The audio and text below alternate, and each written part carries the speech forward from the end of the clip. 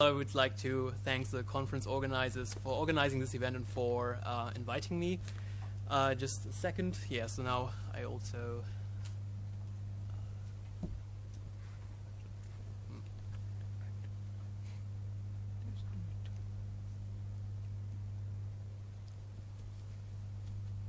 Okay, thank you. Okay, in my paper... Oh, there's... It will come? Okay, great. So yeah, as you can see in my paper, I try to explore the relationship between foreign policy and identity and India's conception of regional order in Asia. Just to give you a brief outline of my argument, I'm arguing in the paper that there is a very close relationship between foreign policy and identity in the sense that states try to pursue foreign policies that are consistent with particular representations of identity and vice versa. I'm also arguing that conceptions of order are also closely linked with states' identities. So I'm then arguing that India strives for multipolar order in Asia. This is hardly new, but I'm arguing that this is not simply a reflection of particular security concerns or interests. I'm not saying that these don't matter, but I'm arguing that it is something more. It's not just about striving for a particular distribution of power, but it's actually also about promoting a particular conception of order that is actually consistent with India's own polity and identity. So in that sense, it allows Indian policymakers to establish a close link between India's identity and foreign policy. Okay, just very short, some rather theoretical, some theoretical background. So I'm basically arguing in the paper that there are two different dimensions of foreign policy. First, and this is a more conventional understanding of foreign policy, put forward by Christopher Hill, the sum of the official external relations and activities conducted by an independent actor, usually a state, in international relations. A second, more unconventional understanding or dimension of foreign policy is all practices that constitute something as foreign in relation to the self, so for example the state, by drawing political boundaries between the inside and the outside, the foreign. So according to this definition of foreign policy, states do not simply possess foreign policies and identities, but rather they are constituted by making something foreign in relation to the self. So then in that sense, foreign policy is also about constituting the self and differentiating it from others. So coming to India's identity, according to arguably the dominant representation of Indian identity, it's the ideal of unity in diversity, so that India, despite its ethnic, religious, linguistic, and cultural diversity, it constitutes a single nation state that is pluralist, secular, and can accommodate difference. In India's post-independence foreign policy, Indian policymakers such as Nehru in particular, but others as well, actively tried to use foreign policy as a site for reproducing this particular representation of Indian identity. And this found in particular expression in India's policy of non-alignment, so that India actually will pursue an independent foreign policy. It will not side with any of the two blocs, but at least try to have stable and close relations with both sides.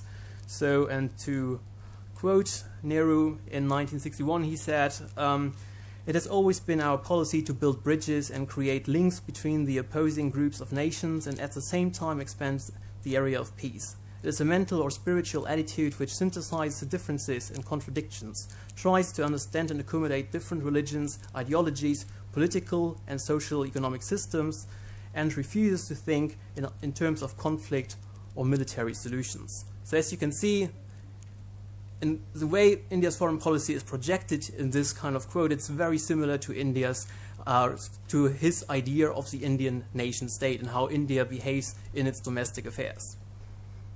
So now coming to India's quest for multipolarity and its policy of strategic autonomy.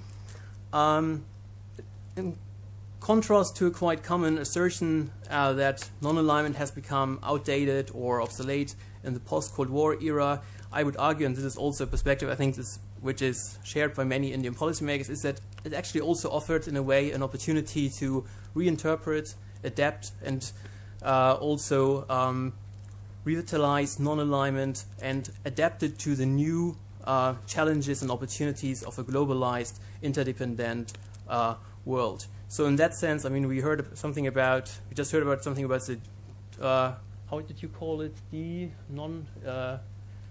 So basically the decrease of alignments. What was the term?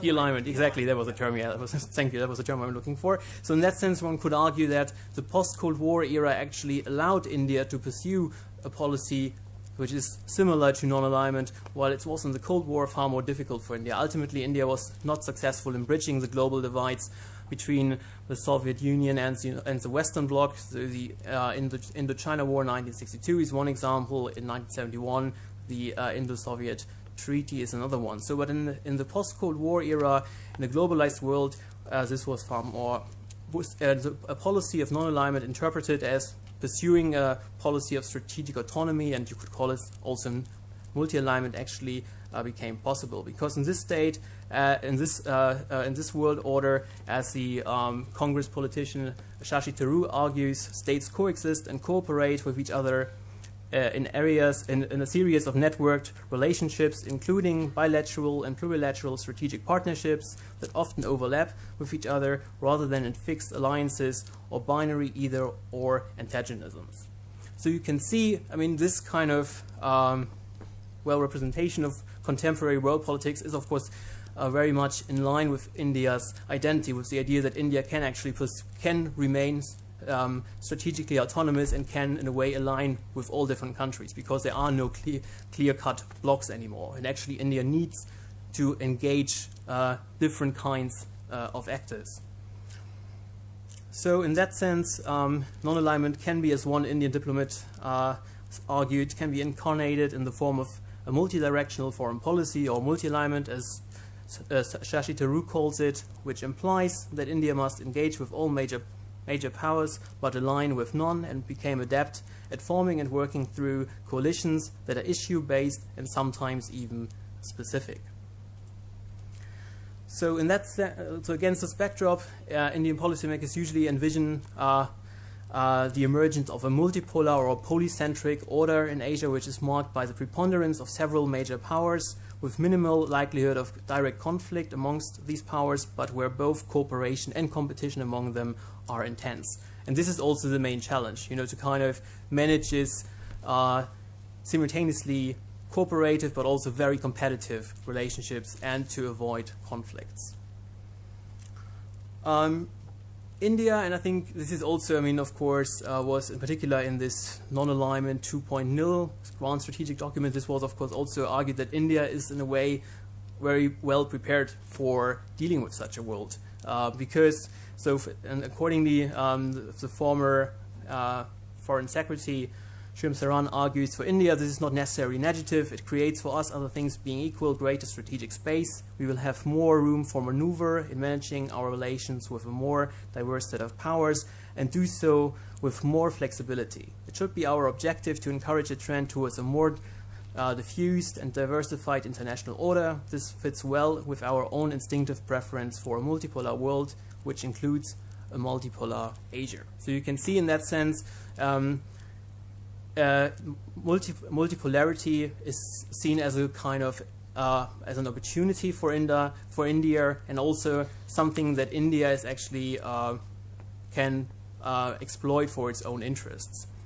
So, what explains India's instinctive preference for multipolarity, as Saran calls it, is that a multipolar order, as I argue in my paper, can be represented as congruent with India's own national identity and polity.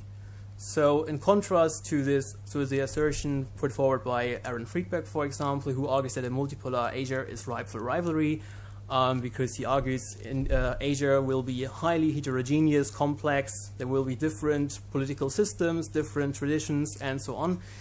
Indian policymakers often point out that difference or diversity do not constitute a threat to order. So in that sense, diversity doesn't necessarily mean that there can't be some kind of regional order and that states cannot accommodate each other's interests. So in that sense, at least this is an argument put forward by Sunil Pinani in his book, The Idea of India. It is India's very diversity and very difference that actually makes it possible that India is today a secular democracy. Because this very difference makes it more difficult that one group dominates the other. So it often rather requires to make compromises, to accommodate different interests, by bargaining and building coalitions with a range of different actors.